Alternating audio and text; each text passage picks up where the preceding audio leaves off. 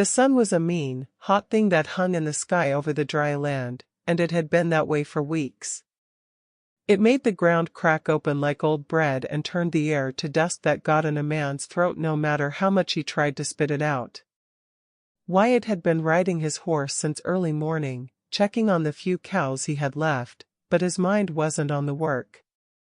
It was on the quiet. His cabin was a small, lonely place set back against a low hill, and for a long time now, the quiet had been his only friend. He was a big man with strong shoulders and hands that were rough and calloused from years of rope and saddle leather, but his eyes were soft and kind, the kind of eyes that had seen a lot of hard living but hadn't turned mean because of it. He had a dog named Rusty, a scruffy-looking thing with fur the color of red dirt and a heart that was twice as big as he was. Rusty wasn't a fancy dog that could win any prizes, but he was smart and he was loyal, and to Wyatt, that was worth more than gold. Rusty would trot alongside the horse, his tongue hanging out, stopping every now and then to sniff at a hole in the ground or chase a lizard that was too fast for him. Wyatt would smile at that, a small, quiet smile that didn't happen very often. The dog was good company, better than most men he had known. As they were heading back toward the cabin, the sun starting to get low and red in the west, Rusty stopped. He didn't just stop walking. He froze, one paw lifted up in the air, his ears pointing straight forward like two little arrows. A low growl started in his chest, not an angry growl, but a worried one. Wyatt pulled on the reins and looked around. He didn't see anything. Just more dust and rocks and a few sad-looking bushes. "What is it, boy?" he asked, his voice scratchy from not being used much. Rusty looked back at him, then took off running. He ran fast, toward a dry ditch that ran alongside the trail, a place where water would flow if it ever rained, which it hadn't in a long, long time. Wyatt kicked his horse into a trot, following the dog. His heart started to beat a little faster. Rusty was a smart dog. He wouldn't run off for nothing. When he got to the edge of the ditch and looked down, his heart stopped beating fast and then started again, but much harder. Rusty was standing next to a person. A woman. She was lying in the dust, all crumpled up like someone had just dropped her there and walked away. Her dress was dirty and torn, and her face was so pale it looked like the white sand you see in a dry riverbed. Wyatt slid off his horse so fast he almost fell. He scrambled down into the ditch, his boots kicking up little puffs of dust. He kneeled down in the dirt beside her, his big hands hovering over her, not knowing where to touch. She was so still. For a horrible second, he thought she was dead. But then he saw it. A tiny flutter in her chest, like a small bird trapped under a thin cloth. She was breathing. She was alive, but just barely. "Miss," he said, his voice soft. "Miss, can you hear me?" She didn't move. Her eyes were closed. Her lips were cracked and dry. Wyatt knew what was wrong. She was thirsty. So thirsty her body had just given up. He had seen it before in animals that got lost. It was a bad way to go. He looked around. There was no water anywhere. He had a canteen on his horse.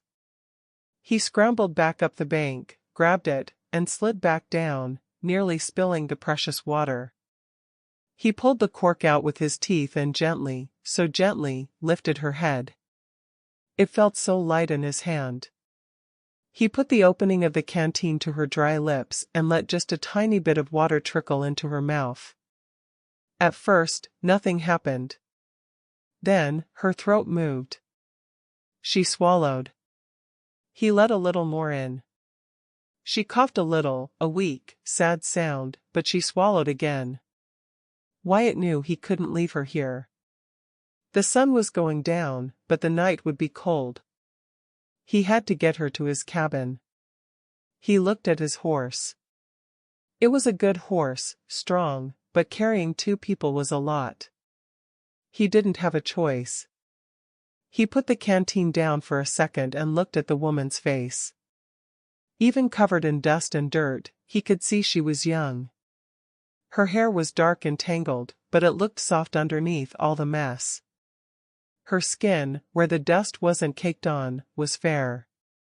He slid one arm under her back and the other under her knees. She was so light, like a bundle of sticks wrapped in cloth. He lifted her up, holding her close to his chest. She didn't stir. Her head lolled back, and he had to shift his hold to support it. Rusty whined and trotted alongside him as he carried her up the bank. Getting her onto the horse was hard. He had to hold her with one arm and try to manage the horse with the other. Finally, he got her draped over the saddle, like a sack of grain, but he held her tight, making sure she wouldn't fall. He climbed up behind her and settled her against his chest. "Easy, girl," he whispered to the horse. "Easy, now. Let's go home." The ride back to the cabin was the longest ride of Wyatt's life. He held the woman against him, feeling her shallow breaths against his shirt. He talked to her, not because he thought she could hear him, but because it made him feel better. "You're gonna be all right," he said. "Just hold on. We're almost there. Got a good, soft bed for you. Just hold on." Rusty ran ahead, then back to them, then ahead again, like he was making sure the path was clear. When they finally reached the cabin, the light was almost gone. Wyatt slid off the horse, still holding her. He carried her through the door and over to his bed, the only real bed in the place. It was just a frame with ropes across it and a straw mattress on top, but to him, it was the most comfortable spot in the world. He laid her down gently, pulling a worn but clean blanket up over her. She looked even smaller in his big bed. He needed to get the dust off her. He needed to see if she was hurt anywhere else. He built a small fire in the hearth to take the chill off the room and to heat a little water. He found his softest rag, the one he used for washing his own face, and dipped it in the warm water. Then, he sat on the edge of the bed and started to work. He started with her face. He gently wiped the dust from her forehead, her closed eyes, her cheeks. As the dirt came away, he saw how pretty she was. Her skin was smooth, and her lips, even though they were cracked, had a nice shape. He cleaned around her mouth, and she moved a little, making a small sound. He moved to her neck, wiping away the grime. The rag came away brown. He kept going, dipping it in the water again and again. He came to the collar of her dress. It was buttoned up high.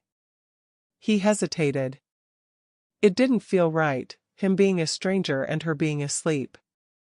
But he had to make sure she wasn't hurt. He had to make her clean so she could get better. He took a deep breath and, with fingers that felt clumsy and too big, he started to undo the top button of her dress. Then the next one. He pulled the cloth aside, just a little, so he could wipe the dust from her collarbone and the top of her chest. The skin there was so pale and soft-looking.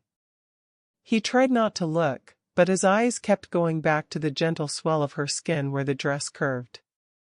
A strange feeling went through him, a warm feeling that started in his belly and spread out. He pushed it away.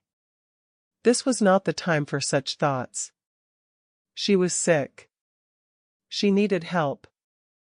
He finished cleaning her face and neck and then did her hands, one at a time. They were small hands, with nails that were dirty but not all broken up like a farm woman's hands. They were soft. He wondered who she was. Where she came from. How she ended up alone in that ditch. While he was working, he noticed a little lump in the pocket of her dress. It was small and flat. He knew he shouldn't look, but maybe it would tell him who she was. He carefully pulled it out. It was a piece of paper, folded up small and dirty. He opened it carefully, so he wouldn't tear it. The light from the fire was low, so he had to squint to read the writing.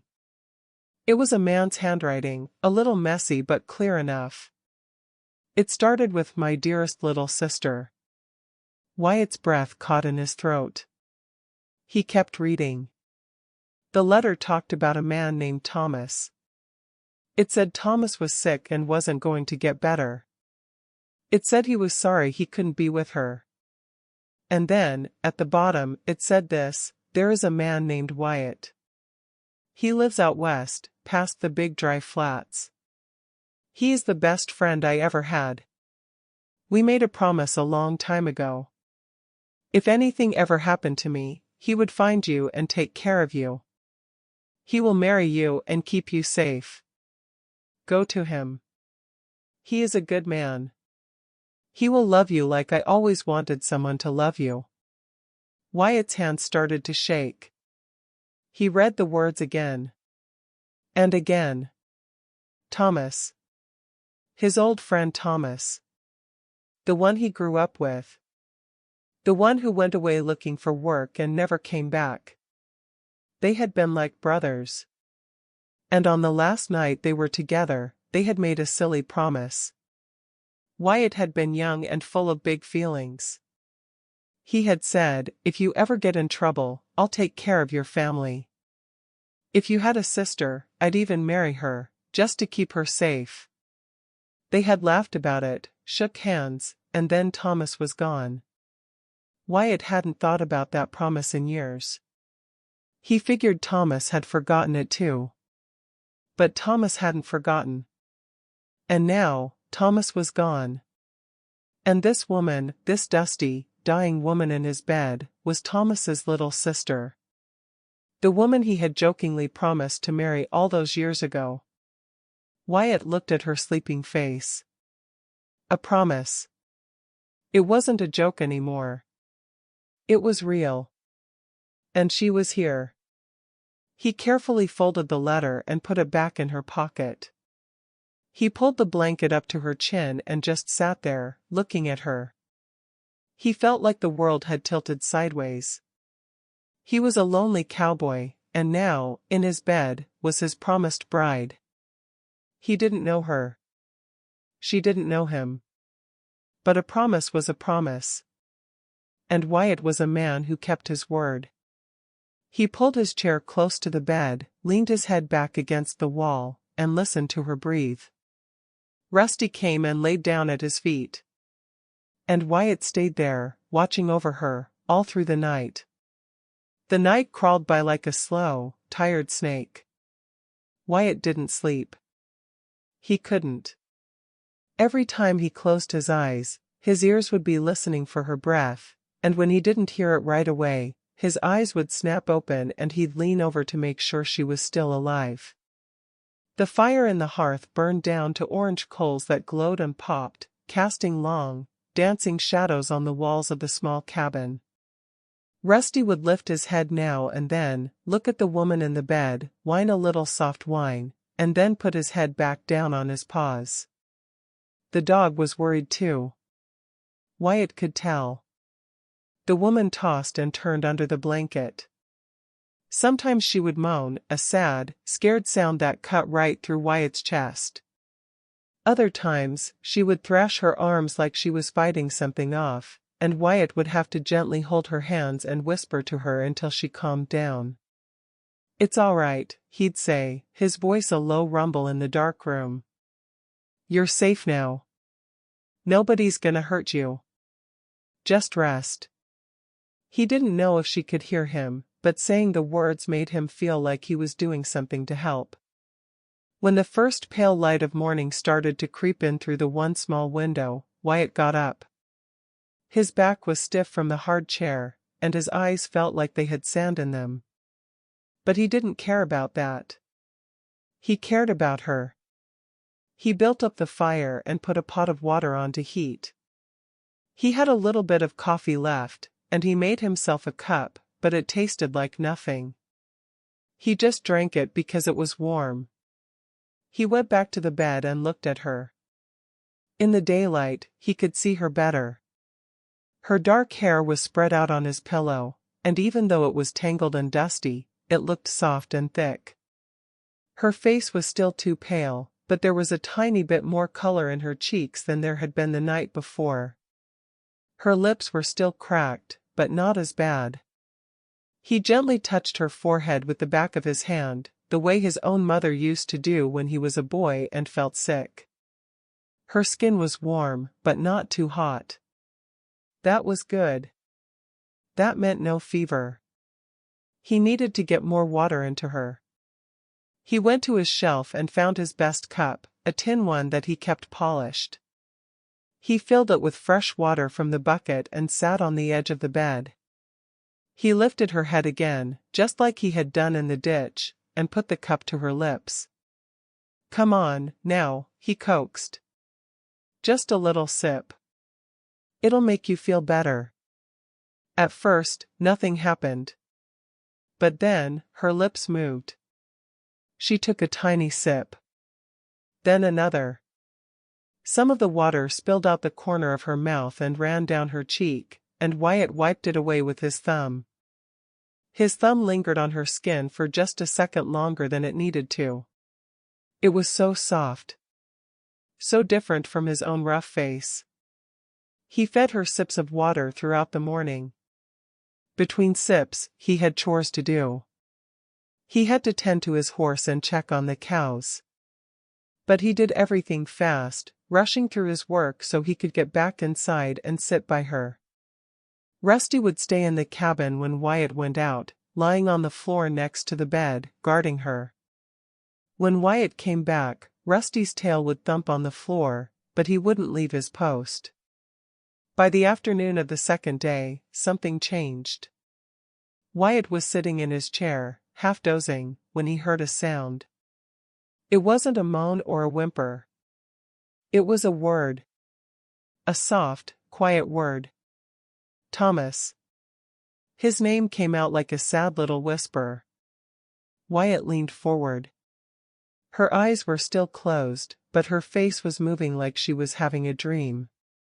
"Thomas, don't go," she whispered again. Wyatt's heart hurt for her. She was dreaming about her brother. She didn't know yet that he was gone. He reached out and took her hand. It was small and cool in his big, warm palm. "Shoo," he said softly.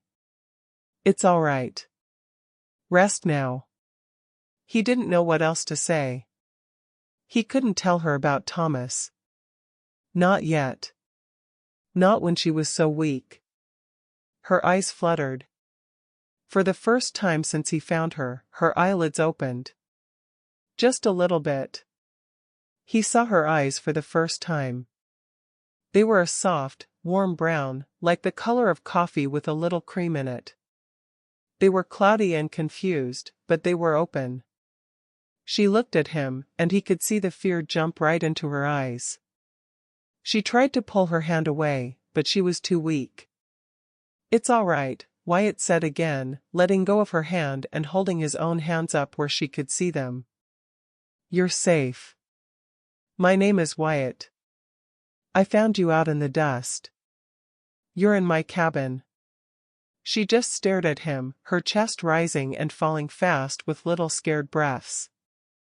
She looked around the room, at the rough log walls, at the fire, at Rusty, who had gotten up and was now looking at her with his big, sad dog eyes. She looked back at Wyatt. "Where?" Her voice was a scratchy whisper, barely a sound. "Don't try to talk too much," Wyatt said gently. "You've been real sick. You need water." He reached for the cup and helped her take a few more sips. This time, she could hold her head up a little by herself. She drank eagerly, like she couldn't get enough. "Easy," he cautioned. "Not too fast. It'll make your belly sick." After she drank, she lay back against the pillow, looking a little more clear-eyed. How long?" she asked. "I found you yesterday evening," Wyatt said. You've been sleeping ever since. He hesitated, then reached into the pocket of his own shirt. He had taken the letter out the night before, just to read it one more time, and had forgotten to put it back. He pulled it out now, the paper worn and folded. I found this, he said softly. In your pocket. I'm sorry I looked, but I needed to know who you were. To see if you had a name. He handed the letter to her. She took it with a shaky hand and looked at it. As she read, her face changed. The little bit of color that had come into her cheeks drained away. A tear slipped out of her eye and rolled down her cheek. Then another. She didn't sob or make a sound.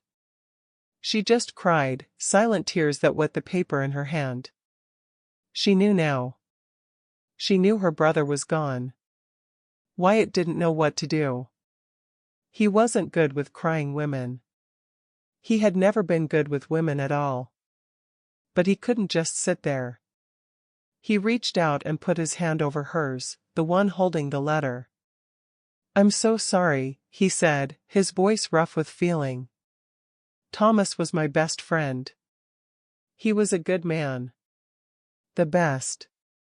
She looked at him then, really looked at him. Through her tears, she studied his face. You're Wyatt, she whispered. He wrote about you. All the time. He said you were like a brother to him. Wyatt nodded. We grew up together. Rode together. Got into trouble together. He smiled a little, remembering. He was always the one with the big ideas. I was just the one who followed along and made sure he didn't get himself killed. She tried to smile back, but it was a sad, small thing. That sounds like him, she said. He was always taking care of me. And then he got sick, and I tried to take care of him, but... Her voice broke, and she turned her face away. Wyatt squeezed her hand. You don't have to talk about it now. You just need to get strong. You can stay here as long as you need to. This is your home now. She looked back at him, confusion in her eyes. My home? But I don't. I don't even know you. You know my name, Wyatt said quietly. And I knew your brother. That's enough for now. We'll figure out the rest later. He stood up. I'm gonna make you some broth. Got some old bones I can boil. It'll help you get your strength back. For the next few days, that was their life. Wyatt would make broth and feed it to her. He would help her sit up and drink water. He would sit by the bed and talk to her about nothing important, about the weather, about Rusty's funny habits, about the time he and Thomas tried to ride a wild pig and got thrown into a mud hole. She would listen, and sometimes she would even laugh a little, a soft, sweet sound that Wyatt found himself wanting to hear more and more. She started to get stronger. First, she could sit up by herself. Then, she could walk to the table with Wyatt's arm to hold on to. Then, she could walk by herself, slowly and carefully. She started helping around the cabin, small things at first, like wiping the dust off the shelves or folding the blankets. Wyatt would watch her move, the way her body bent and swayed, and he would feel that strange warm feeling in his belly again. He tried to push it away. She was Thomas's sister. She was his guest. He had no right to have such feelings. But the feelings wouldn't stay pushed away. One afternoon, she asked if she could wash herself properly. She had been using a rag and a bowl of water, but she wanted to feel truly clean. Wyatt thought for a minute. There was a creek not too far from the cabin, a small one that still had a little water in it, hidden behind some big rocks where it was private. He told her about it. It's safe, he said. Nobody ever goes there. I'll walk you out there and keep watch from a distance, make sure you're all right. she agreed. He walked her to the creek, showed her the spot behind the rocks, and then went back to sit on a fallen log a good ways away. Rusty sat with him, panting. Wyatt tried not to think about what she was doing. He tried to look at the sky and the hills and anything else. But his mind kept wandering. He imagined her stepping into the cool water. He imagined her pouring water over her skin, washing away the last of the dust and sickness. He imagined her hair, wet and dark, clinging to her neck and shoulders. His mouth went dry. After a long while, she came back. Her hair was damp and curling at the ends, and her skin had a healthy glow it hadn't had before. Her dress was wet in spots where she hadn't been able to dry off completely, and it clung to her body in ways that made Wyatt's breath catch in his throat. He could see the shape of her, the curve of her hips, the soft swell of her chest. He looked away quickly, his face burning. "Feel better?" he asked, his voice a little rough. "So much better," she said, smiling at him. It was a real smile, the first one he had seen that wasn't sad. "Thank you, Wyatt. For everything." "It's nothing," he mumbled, starting to walk back toward the cabin. He walked fast, needing to put distance between himself and the image of her wet dress. That night, after she had gone to bed, Wyatt sat by the fire, staring into the flames. He couldn't get her out of his head. He thought about her hands, so small and soft. He thought about her eyes, warm and brown. He thought about the way her dress had clung to her skin.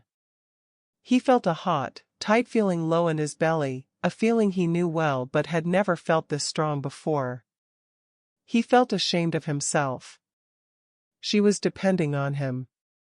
She was vulnerable. He was supposed to be protecting her, not imagining things. But the imagination was powerful. Later that night, after he had finally gone to his own small cot in the corner of the cabin, he couldn't sleep. He could hear her soft breathing from the bed. In the dark, his mind started to wander again. He thought about what it would be like to touch her. Not just her hand. He thought about touching her skin, her neck, her shoulders. He thought about what it would be like to kiss her, to feel her soft lips against his own rough ones. His body responded to the thoughts, growing hard and aching with a need he couldn't control. He felt a deep, throbbing pulse between his legs. He knew he shouldn't think these things. He knew it was wrong. But he couldn't stop. He thought about her chest, the soft curves he had glimpsed when he was cleaning the dust from her. He imagined what they would look like in the firelight, what they would feel like in his hands. The thought made him groan softly, and he had to press his hand over his mouth to keep quiet. His other hand moved down, without him even telling it to, and touched himself through his trousers. It was a reflex, a way to ease the ache. He imagined it was her hand there, her small, soft hand. He squeezed his eyes shut, picturing her face, her smile, her body. The feeling built and built until it exploded inside him, a wave of hot release that left him shaking and breathless. After it was over, the shame crashed down on him even harder. He lay in the dark, staring at the ceiling, feeling like the worst kind of man. She trusted him. She was his promised bride, but that promise was made long ago, in a different time. He had no right to claim it. No right to want her like this. He rolled over and punched his thin pillow, trying to make his mind go blank. But even as he finally drifted off to sleep, he knew the feelings weren't going away. They were only getting stronger. And that scared him more than any wild animal or bad storm ever had. The days started to pass like water flowing downhill, steady and quiet. Amelia got stronger with each sunrise. She could now walk to the creek and back by herself, and she had taken over the cooking, which made Wyatt happier than he wanted to admit. His own cooking was just things thrown in a pot until they were hot. Her cooking was different. She made biscuits that were light and fluffy, and she found wild onions growing near the creek that she chopped up and put in the beans to give them flavor. Wyatt would sit at the small wooden table and watch her move around his cabin, and his heart would feel full in a way it never had before. Rusty loved her too. He would follow her everywhere, his tail wagging like a happy flag. When she sat down, he would put his head in her lap and look up at her with his big brown eyes until she scratched behind his ears. "You've stolen my dog," Wyatt told her one morning, trying to sound grumpy but failing because he was smiling. She laughed, that soft sweet sound he had come to love. "I didn't steal him. He just knows who the better cook is." She winked at him, and Wyatt felt his cheeks get warm.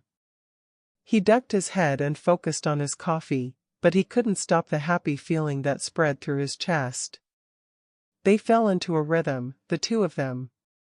In the mornings, Wyatt would do his chores while Amelia cleaned up the cabin and made lunch.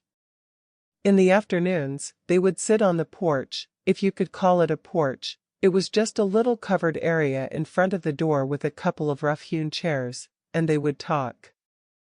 She told him about her life with Thomas, the small town they had lived in, the little house with the yellow flowers her mother had planted before she passed. Wyatt told her about growing up wild and free, about his own parents who had died when he was young, about how Thomas had been the one steady thing in his life.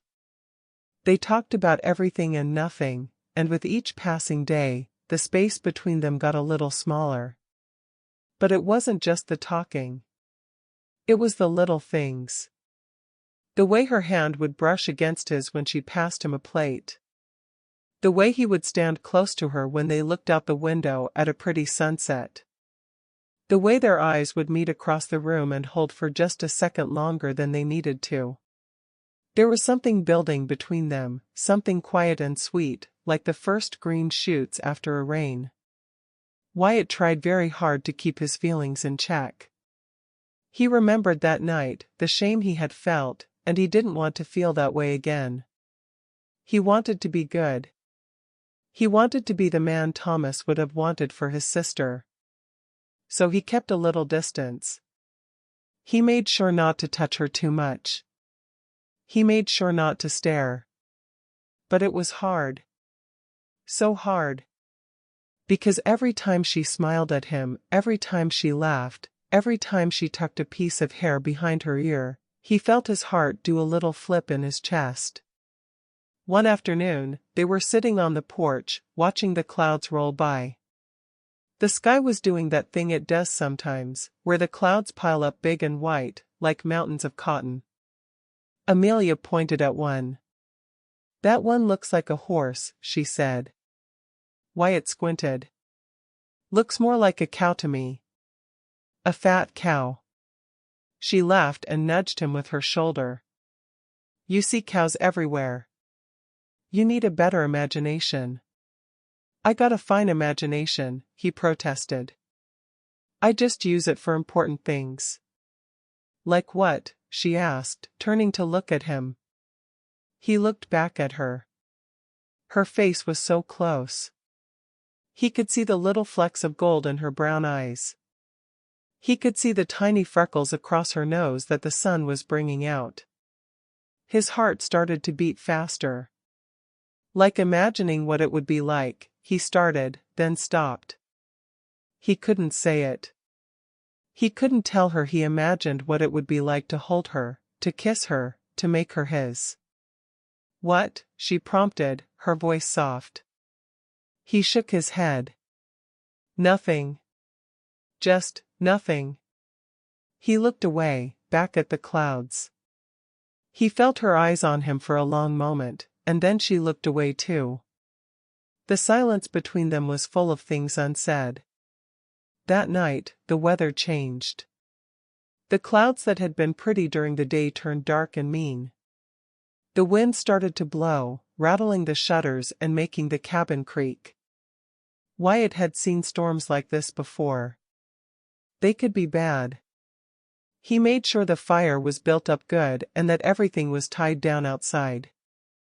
Amelia sat by the fire, her knees drawn up to her chest, watching the flames.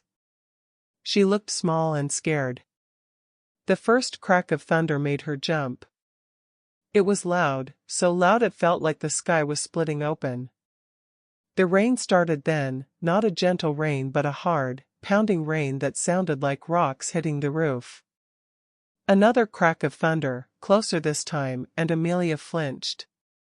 Wyatt saw her shoulders shake. "You all right?" he asked, moving closer. She nodded, but she didn't look all right. Her face was pale, and her hands were gripping her knees tight. "I don't like storms," she whispered. "When I was little, a bad storm came through our town. A tree fell on our neighbor's house. They were inside." She shivered. "Ever since then, the loud thunder, it scares me." Wyatt sat down on the floor next to her chair. He didn't think about it. He just did it. "It's just noise," he said gently. "The cabin is solid. It's been through 100 storms. It'll keep us safe." She looked down at him, sitting there on the floor like a little boy, and a small smile touched her lips. "You're sitting on the floor." He shrugged. "Seemed like the place to be." He patted the floor next to him. "Come on. Sit down here. Sometimes being low to the ground makes the thunder feel farther away." She hesitated for just a second, then slid off the chair and sat down next to him on the floor. They sat side by side, their shoulders almost touching, and watched the fire. The thunder rumbled and crashed outside, and the rain beat against the windows, but inside the cabin, it was warm and safe. Rusty came and squeezed himself between them, and Amelia laughed a little and scratched his head. Another big crack of thunder made her jump, and this time, she instinctively leaned toward Wyatt. Her shoulder pressed against his arm. He sat very still, not wanting to scare her, not wanting to move and make her pull away. She stayed there, leaning against him, and after a minute, she relaxed. He could feel the tension leaving her body. "Thank you," she whispered. "For what?" "For being here. For not making me feel silly for being scared." "You ain't silly," he said. "Everybody's scared of something. I'm scared of snakes. Can't stand the slithery things." She laughed softly, her breath warm against his arm. "Really? A big strong cowboy scared of a little snake?" "Ain't about size," he said. "It's about the way they move. All wiggly and no legs. Gives me the creeps." He shivered dramatically, and she laughed again. He loved making her laugh. He would have talked about snakes all night if it kept her smiling. The storm raged on for hours. At some point, Amelia got tired. Her head started to nod, and she caught herself, then shook it, trying to stay awake. "Go to bed," Wyatt told her. "You need your rest." "I don't want to be alone in the dark with the thunder," she admitted quietly. It was a vulnerable thing to say, and she looked away after she said it, like she was embarrassed. Wyatt's heart swelled. "You don't have to be," he said. "Come on." He stood up and offered her his hand. She took it, and he pulled her gently to her feet. He led her to the bed, the big one that was his. He pulled back the blanket. "Lie down," he said. "I'll sit right here until you fall asleep." She looked at him, then at the bed. "This is your bed," she said. "It's just a bed," he said. "You need it more than I do tonight." She climbed in, and he pulled the blanket up over her.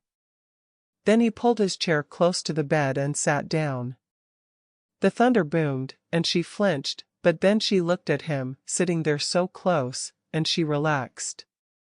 She closed her eyes. Wyatt watched her face in the firelight. Her breathing slowed. Her features softened. She looked so peaceful, so beautiful. He wanted to reach out and touch her cheek, but he kept his hand still. After a while, her eyes opened again. She looked at him. Wyatt? Yeah? Will you hold my hand? Just until I fall asleep? His heart felt like it might stop. Sure, he said, his voice a little rough. He reached out and took her hand in his. It was small and warm, and it fit perfectly inside his big palm. She squeezed his fingers, then closed her eyes again. He sat there, holding her hand, listening to the storm rage outside, and feeling happier than he had any right to feel. He must have dozed off himself, because the next thing he knew, the fire had burned low and the storm had quieted to just a soft rain. He was still holding her hand, but now her fingers were loosely curled around his. He looked at her. She was awake. She was looking at him. For a long moment, neither of them moved. They just looked at each other in the dim light. Then, slowly, she spoke. Wyatt, what are we doing? He didn't know how to answer that. I don't know, he admitted. I just know. I know I like being here with you. I like holding your hand. I like making you laugh. I like everything about you being in my cabin. She smiled, a soft, sweet smile. I like being here, she said. I like you, Wyatt. I didn't think I could feel this way, not after losing Thomas, not after everything. But I do. I like you. His heart was pounding so hard he was sure she could hear it. I like you too, he said. More than I should. More than is proper, maybe. You're Thomas's sister. I'm a woman, she said softly. And you're a man. And we're here, together. Is that so wrong? He thought about it. He thought about the promise, about Thomas, about all the reasons he should keep his distance. But then he looked at her face, her beautiful face in the firelight, and all the reasons seemed to float away. No, he whispered. It don't feel wrong. It feels right. She pulled gently on his hand. Come here, she said. He hesitated. I shouldn't. Please, she said. Just lie down next to me. Just for a little while. I want to feel you close. He couldn't say no to her. He stood up, his legs a little shaky, and moved to the other side of the bed. He lay down on top of the blanket, next to her, keeping a little space between them. But she reached out and pulled his arm, guiding it so that it wrapped around her. She snuggled back against him, her body fitting against his like it was made to be there. He could feel the warmth of her through the blanket, the soft curve of her back against his chest. He lay there, holding her, and it was the most wonderful thing he had ever felt. It wasn't about the hot, aching need he had felt that other night. It was about something deeper. Something softer. It was about trust. She trusted him enough to want him close, even in the dark. He kissed the top of her head, a gentle kiss, just a brush of his lips against her hair. I've got you, he whispered. I'm right here. She sighed, a happy little sound, and relaxed completely against him. He held her all night, feeling her breathe, feeling her sleep, and when the morning light came, pale and soft through the window, he was still holding her. She woke up and turned in his arms to face him. Her eyes were clear and bright. She smiled at him, and he smiled back. Good morning, she whispered. Good morning, he said. And then, without thinking, without planning, without any of the worry that had been holding him back, he leaned in and kissed her. It was a soft kiss, gentle and sweet. Just his lips on hers, a question and an answer all at once.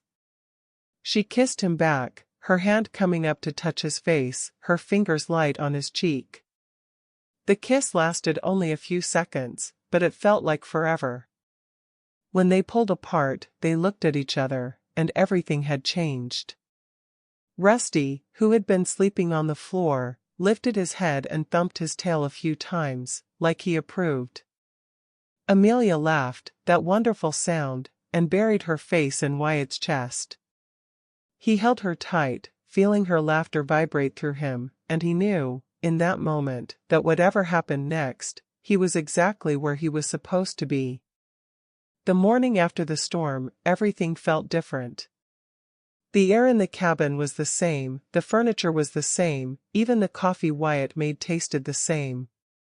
But the feeling between them was new and shiny, like a bright penny just picked up off the ground. They moved around each other carefully at first, like they were both scared the magic might break if they moved too fast. Amelia would catch Wyatt looking at her, and instead of looking away like she used to, she would hold his gaze and give him a little smile. Wyatt would find excuses to be near her, to brush against her arm when he reached for a plate, to stand close to her at the wash basin. The kiss they had shared in the early morning light played over and over in Wyatt's mind. It had been so soft, so sweet, but it had lit a fire in him that he couldn't put out. He wanted to kiss her again. He wanted to do more than kiss her. He wanted to hold her close and never let go. But he was also scared. Scared of moving too fast, scared of scaring her, scared of ruining the beautiful thing that was growing between them. Amelia felt it too. She could see the want in Wyatt's eyes, the way they would darken when he looked at her sometimes. And she felt it in herself, a warm, fluttery feeling low in her belly whenever he was near. She had never felt this way about a man before. Thomas had always protected her, kept the boys away.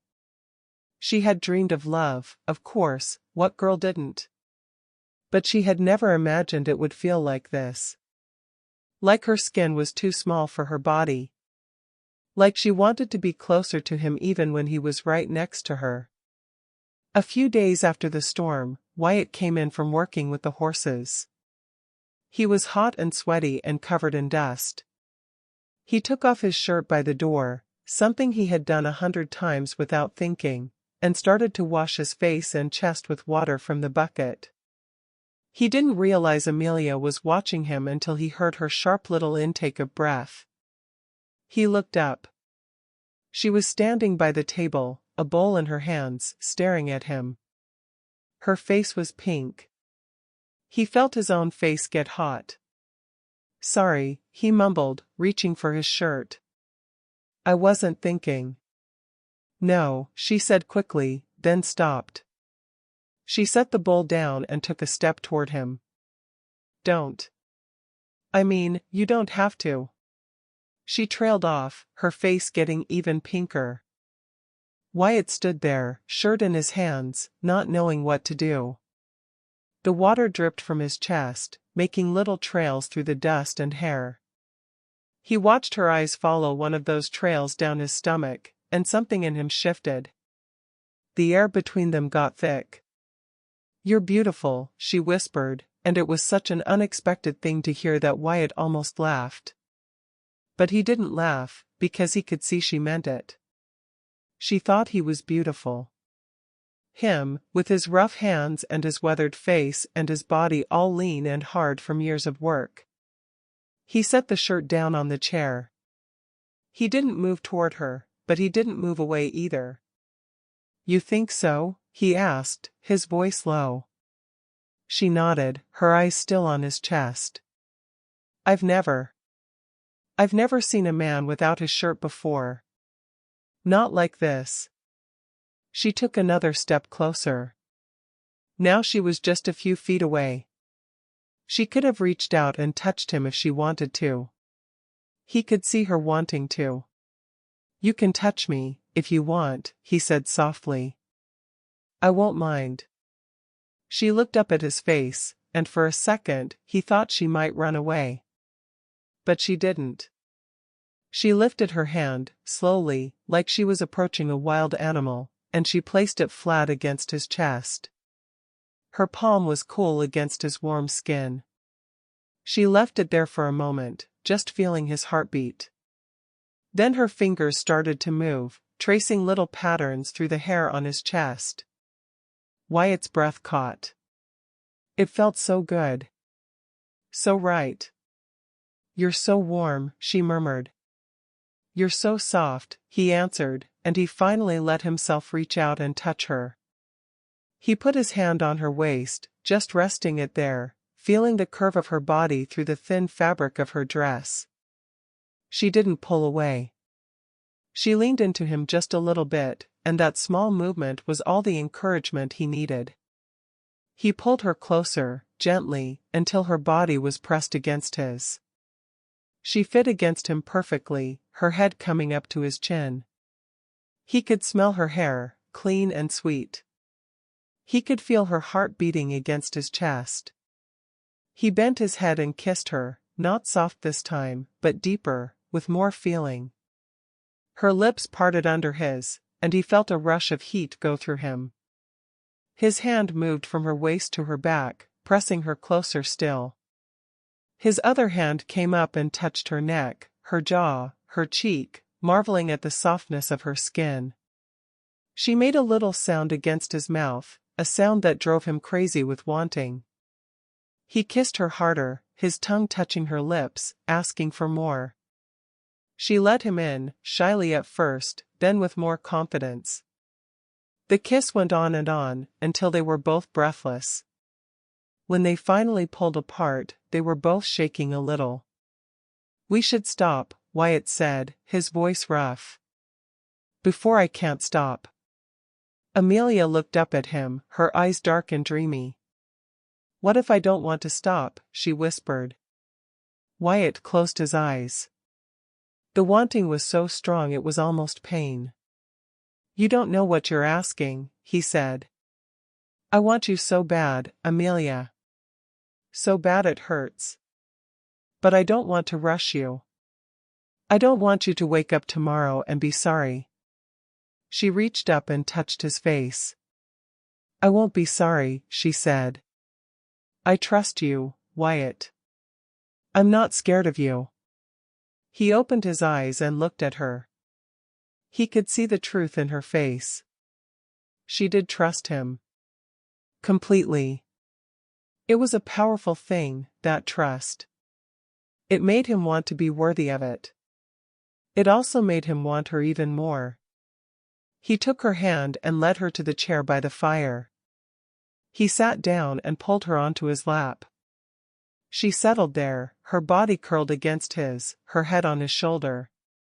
He held her like that, just holding her, letting the heat between them cool down to something manageable. "We gotta be smart about this," he said quietly. "You're the most important thing in my world now. I ain't gonna do anything to mess that up." She nuzzled against his neck. "I know," she said. "That's why I love you." The words hung in the air. Love. She had said love. Wyatt's heart felt like it might burst. "Say that again," he whispered. She lifted her head and looked at him. "I love you, Wyatt. I think I've loved you since the night you sat on the floor to keep me company during the storm. Maybe before. Maybe since the first time you made me laugh." He kissed her then, soft and sweet, a different kind of kiss than before. A promise kiss. "I love you too," he said against her lips. "I love you so much it scares me." They sat like that for a long time, holding each other, talking about nothing and everything. Wyatt told her about his dreams for the ranch, how he wanted to build it up, make it something real. Amelia told him about the garden she wanted to plant, with vegetables and flowers mixed together. They talked about the future, about what their life could be like, together. It felt good to say the words out loud. It made it feel real. But the wanting was still there, underneath the talking.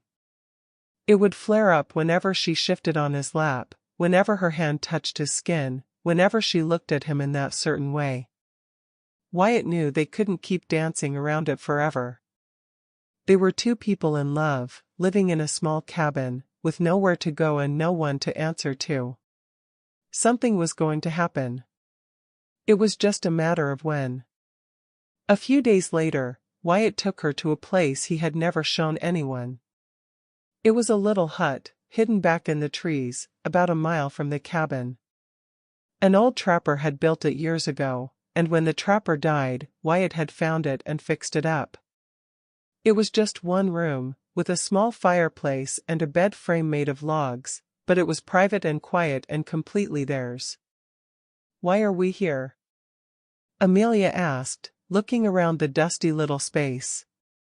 Wyatt had brought blankets and a lantern. He spread the blankets on the bed frame and lit the lantern, casting a warm glow over everything. "Because I wanted a place that was just for us," he said. "A place where we could be alone. No chores, no dog, no nothing. Just you and me." She looked at him, understanding dawning in her eyes. "Wyatt." He moved close to her and took her hands. "I love you," he said. "I want to be with you. All the way. But I want it to be special. I don't want it to be a rushed thing in the cabin with Rusty watching. I want it to be here, in this place that's ours, where we can take our time and be together like we're supposed to be." She looked around the little hut. It was rough and simple, but she could see what he meant. It was private. It was theirs. She looked back at him, and she saw the love in his eyes, and the wanting, and the care. He had thought about this. He had planned it. For her. "Yes," she whispered. He kissed her then, slow and deep. His hands moved to the buttons on her dress, and he undid them one by one, his fingers clumsy but gentle. He pushed the dress off her shoulders, and it fell to the floor in a soft puddle. She stood before him in her thin undergarments, and he just looked at her, his eyes full of wonder. "You're so beautiful," he breathed. "More beautiful than anything I ever imagined." She reached for him then, pulling at his shirt. He helped her pull it over his head, and then she was touching his chest again, her hands moving over his skin like she was memorizing him. He undid his trousers and stepped out of them, and then they were both standing there, in the soft lantern light, with nothing between them. He picked her up, so easily, and laid her on the blankets. He lay down next to her, propped on one elbow, and just looked at her. He touched her face, her neck, her shoulder. He traced the edge of the thin fabric that still covered her chest, and she shivered. He leaned down and kissed that spot, just above the fabric, and she made a sound that went straight through him.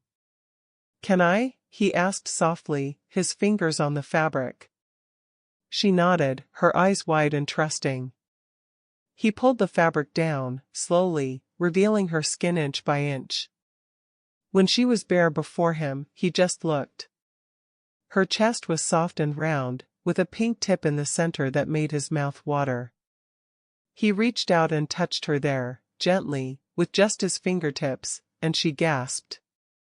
He did it again, and this time she arched toward him, wanting more. He lowered his head and took the tip into his mouth, and the sound she made was like nothing he had ever heard. It was pleasure and surprise and wanting all mixed together.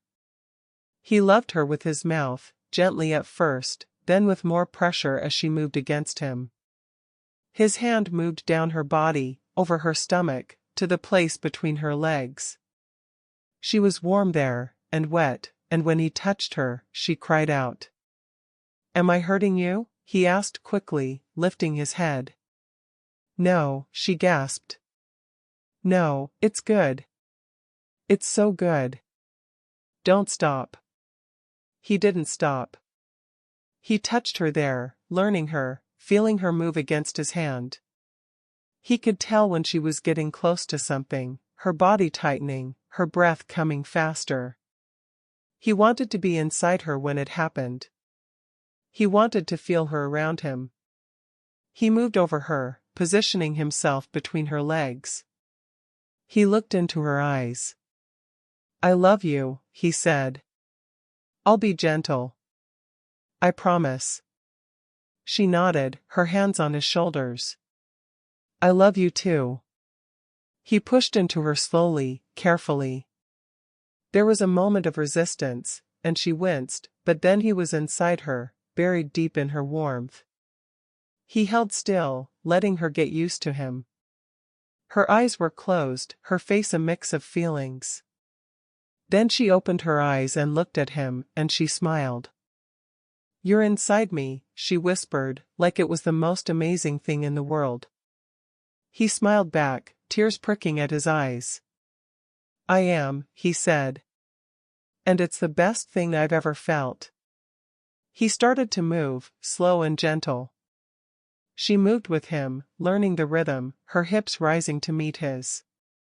The feeling was overwhelming, so much better than anything he had imagined in his lonely bed at night. She was hot and tight around him, and every movement sent waves of pleasure through his body.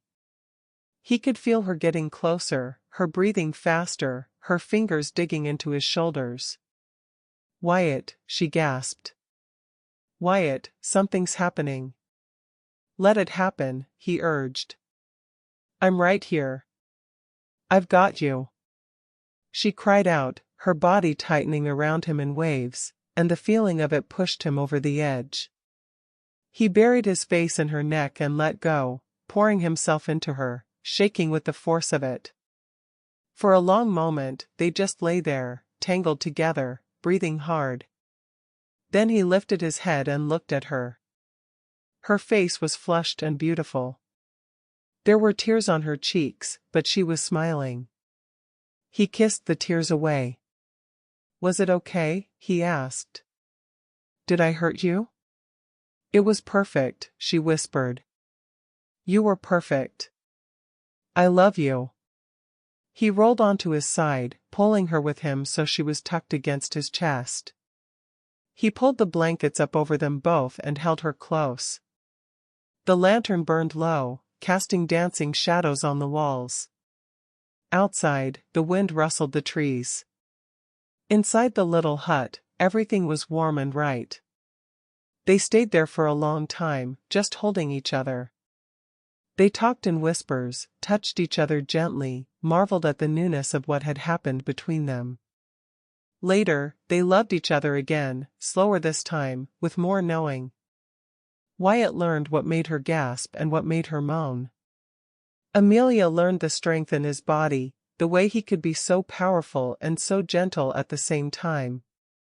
When they finally dressed and walked back to the cabin, hand in hand, the sun was setting.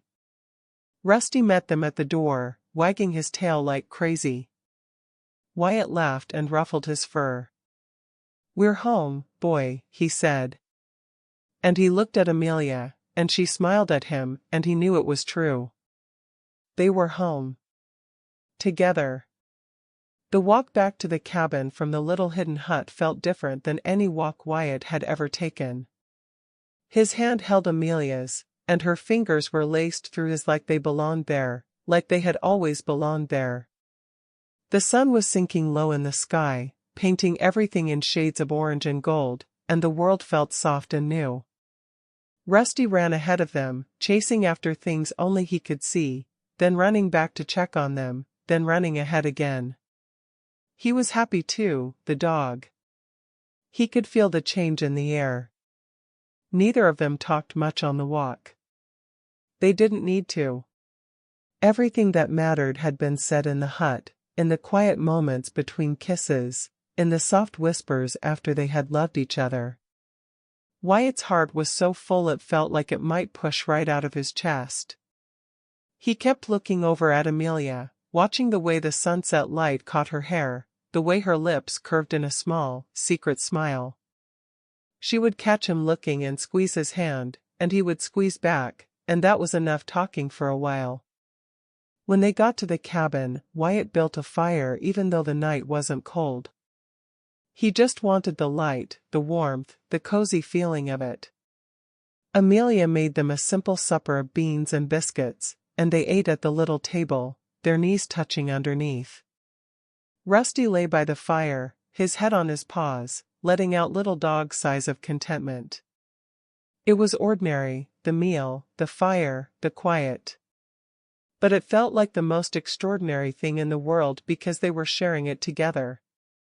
After supper, they sat on the floor in front of the fire, leaning against each other. Wyatt had his arm around her, and she had her head on his chest. The fire crackled and popped, and the shadows danced on the walls, and for a long time, neither of them said a word. It was the kind of silence that wasn't empty. It was full of all the things they felt but didn't need to say. "Wyatt," Amelia said finally, her voice soft in the quiet room. "Yeah? What happens now?" It was a good question. They had spent so much time getting to this place of love and trust and belonging. He hadn't thought much about what came next. He thought about it now, staring into the flames. "Well," he said slowly, "I reckon we got some decisions to make. This cabin, it's small. It's just been me and Rusty for a long time. It might feel a little crowded with you in it." He smiled so she would know he was teasing. She poked him in the ribs. "Are you saying I should leave?" "Never," he said, and the word came out serious, with no teasing in it at all. "I'm saying we might need to make it bigger. Add a room or two. Make it a real home. For us." She lifted her head and looked at him. "For us?" He looked back at her, his eyes soft. "For us. For you and me. For always." He reached into his pocket and pulled something out. It was a small ring, simple and plain, made of silver that had tarnished a little over time. It had been his mother's. He had kept it all these years, not knowing why, just knowing it was important to hold on to. Now he knew. "This was my mother's," he said, holding it out to her. "She gave it to my father when they got married, and he gave it back to her when I was born, and she wore it every day until she passed. I've kept it ever since, waiting for the right person to give it to." He looked at Amelia, and his eyes were bright with feeling. "I've been waiting my whole life and didn't even know it. You're the right person, Amelia. You're the only person." Tears welled up in her eyes, making them shine in the firelight. "Wyatt. I ain't got a preacher here," he continued, his voice a little rough. "I ain't got a church or a fancy dress or any of them things. But I got you, and you got me, and we got this ring. So I'm asking you, right here, in front of the fire and Rusty and whatever powers might be watching. Will you marry me? Will you be my wife, for real and for always?" She was crying now, tears running down her cheeks, but she was smiling too, the biggest smile he had ever seen on her face. "Yes," she said, her voice shaking. "Yes, Wyatt. Yes, I'll marry you." He slid the ring onto her finger. It was a little big, but she closed her hand into a fist to keep it in place.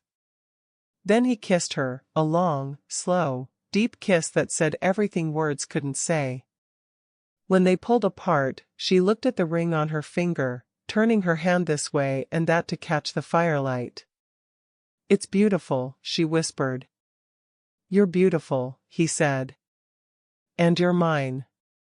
And I'm yours. Forever." That night, they loved each other again, but it was different than before.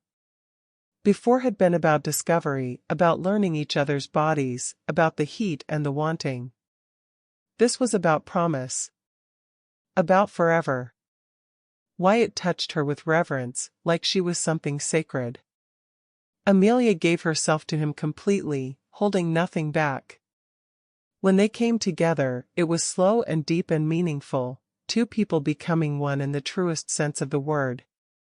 Afterward, they lay tangled together, sweaty and satisfied, and Wyatt whispered all the things he was going to do for her, all the ways he was going to love her, for all the days of their lives. The next few weeks were the happiest Wyatt had ever known. They started working on the cabin together, adding a new room onto the back. Wyatt cut the logs, and Amelia helped him drag them into place. She was stronger than she looked, and she worked alongside him without complaint, her sleeves rolled up, her hair tied back, a smudge of dirt on her cheek that Wyatt would kiss away whenever he saw it. Rusty supervised, barking encouragement and getting in the way in the helpful way that dogs do. At night, they would fall into bed exhausted, but not too exhausted to love each other. They learned new things about each other in the dark. Wyatt learned that Amelia liked to be kissed behind her ear, that she would make a particular sound when he touched her in a certain way, that she would sometimes wake him in the middle of the night just to feel him inside her. Amelia learned that Wyatt could be playful, that he would tickle her until she couldn't breathe, that he would whisper dirty things in her ear that made her face burn but made her want him even more. Their love grew deeper and richer with each passing day, rooted in trust and friendship and the fire that burned between them. One evening, when the new room was almost finished, they sat on the porch watching the stars come out. Amelia was curled up in Wyatt's lap, her head on his shoulder, the ring glinting on her finger. The air was warm and soft, and the crickets were starting their nightly song. "I used to sit out here alone," Wyatt said quietly. "Just me and Rusty. I'd look at the stars and wonder if this was all there was. Just work and sleep and more work. I thought maybe I was meant to be alone forever." Amelia stroked his chest. "And now?" He kissed the top of her head. "Now I look at the stars and I think about how lucky I am. How one dog, one dusty ditch, one brave woman changed everything." He was quiet for a moment. "I used to make promises to myself out here. Promises that I'd be a better man, that I'd find a way to be happy. I never kept any of them." "You keep the important ones," she said softly. "You kept your promise to Thomas. You kept me alive. You loved me when you didn't have to." "I love you because I couldn't help it," he said. "Because you're the best thing that ever happened to me. Because you make me want to be the man you deserve." She turned in his lap and kissed him, soft and sweet.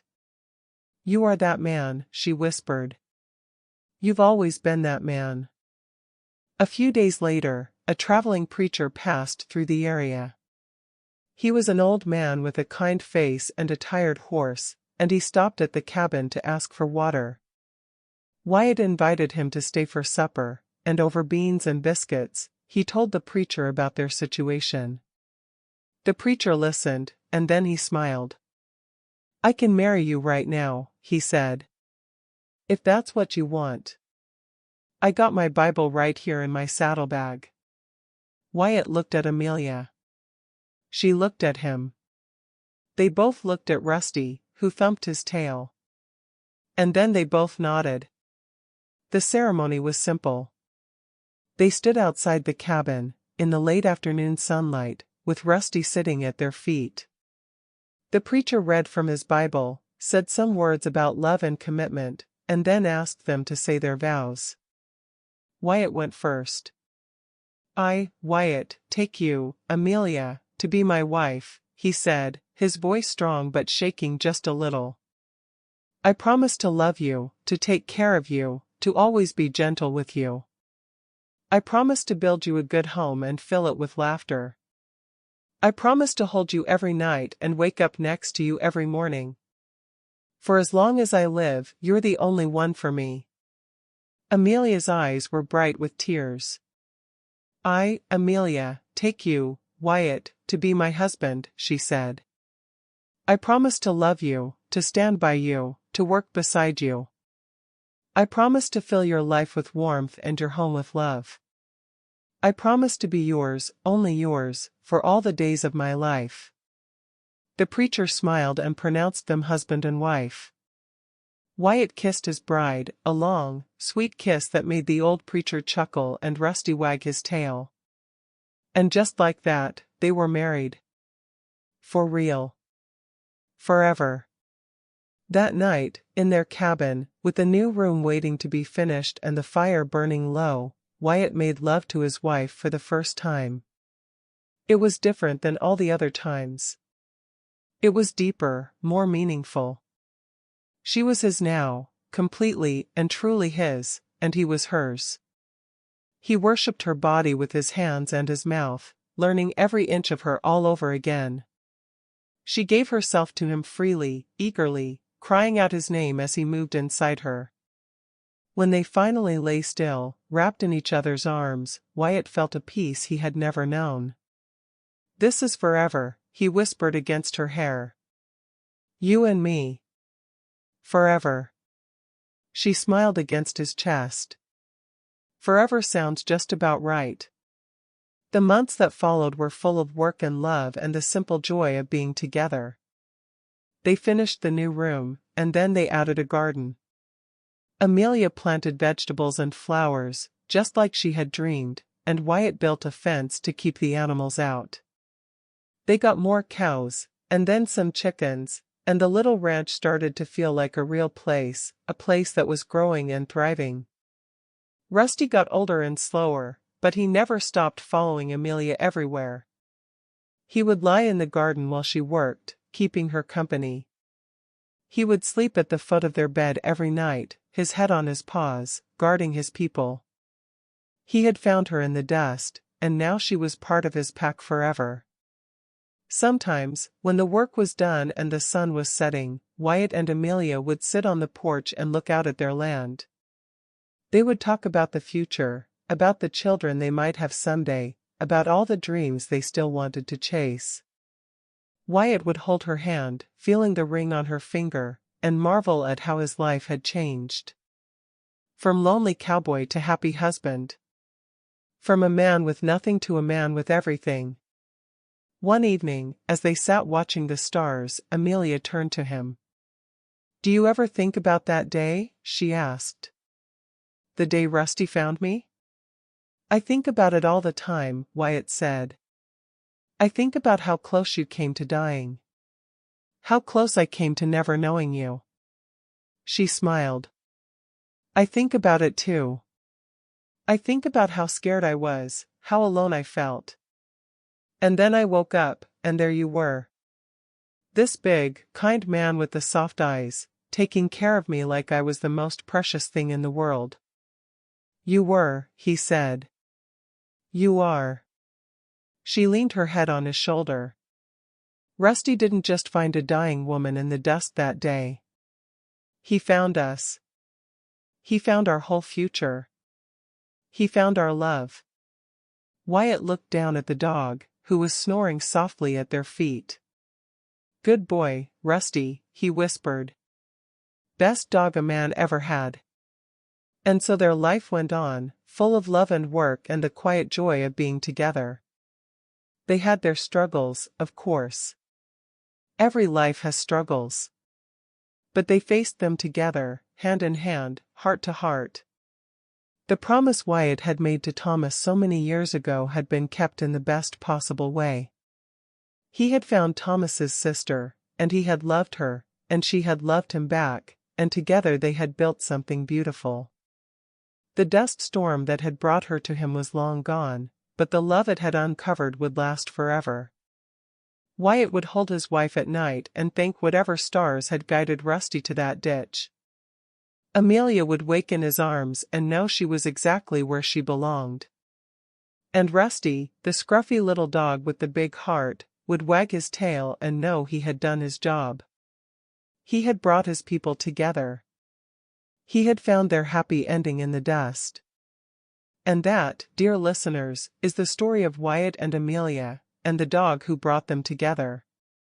A story of love found in the most unlikely place, of trust built day by day, of two hearts becoming one. If you enjoyed this tale of the Old West, of cowboys and cabin love and promises kept, then you won't want to miss what comes next. We have many more stories to share with you. Stories of love and loss, of passion and promise, of people finding each other against all odds. Every week, we bring you new tales of the heart, set in times gone by, filled with the kind of love that lasts forever. So here's what I want you to do. Right now, take a moment and hit that subscribe button. It's easy, it's free, and it means you'll never miss another story. When you subscribe, you'll be the first to know about new chapters, new characters, new love stories waiting to be told. You'll join our family of listeners who love these tales as much as we love telling them. And while you're there, leave us a comment. Let us know what you thought of Wyatt and Amelia's story. Did it make you believe in love? Did it warm your heart? We read every comment, and we love hearing from you. Your words help us write better stories, stories that touch your hearts and stay with you long after the telling is done. So subscribe now, and we'll see you next time with another tale of love from the old days. Until then, keep believing in love, keep trusting your heart, and remember, sometimes the best things in life are found when you least expect them, maybe even in the dust.